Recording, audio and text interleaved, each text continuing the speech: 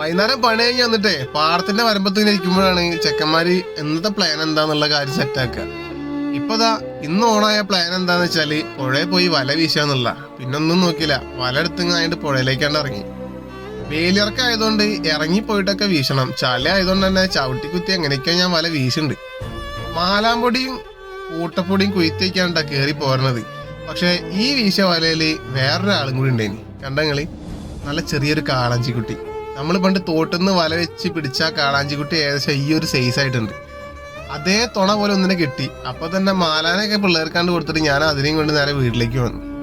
തൽക്കാലം ഒരു ടാങ്കിലേക്ക് ഇറക്കി വിട്ടിട്ട് ആളെ ഓക്കെ ആണെന്ന് കണ്ടപ്പോൾ മെല്ലെ എടുത്ത് നമ്മുടെ കാളാഞ്ചി ഇറക്കുന്ന ടാങ്കിലേക്ക് കൊണ്ടുപോയിട്ടാ. കണ്ടാ, കാണുമ്പോൾ രണ്ടും ഒരേ വലുപ്പം തന്നെയായിട്ട് തോന്നുന്നില്ലേ? രണ്ടാളും ഒരേ ഫ്രെയിമിലേക്ക് വരുമ്പോൾ അത് മനസ്സിലാവും. രക്ഷപ്പെടില്ലോ എന്ന് പറഞ്ഞിട്ടാ. രക്ഷപ്പെട്ട് കിട്ടിയ നല്ല രസമായേനെ. അപ്പൊ ശരി, എന്നാ അടുത്ത വീട്ട് കാണാം. ബൈ.